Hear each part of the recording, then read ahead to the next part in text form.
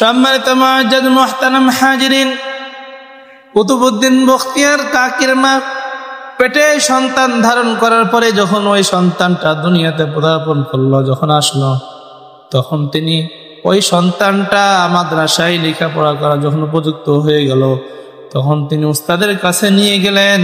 উস্তাদ যখন শিক্ষা দেয় আলিফ বা তা সা, আর ওই সন্তান সূরাতুল ফাতিহা থেকে পড়া শুরু করেছে। এক টান দিয়ে ওই সন্তান 18 পড়া পর্যন্ত শেষ করেছে। সুবহানাল্লাহ।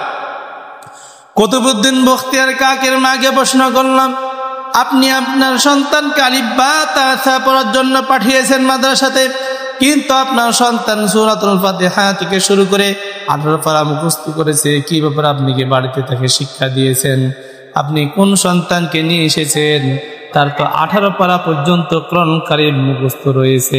কুতুবউদ্দিন বখতিয়ার কাকের মা বললাম, আমার সন্তানকে আমি শিক্ষা দেই নাই, তবে হ্যাঁ, যখন আমার পেটের ভিতরে যখন ছিল, তখন আমি দীর্ঘদিন কতবার, শতবার, হাজারবার কোরআন কারীমের 18 পারা তেলাওয়াত করেছি, আমি বলতে পারবো না।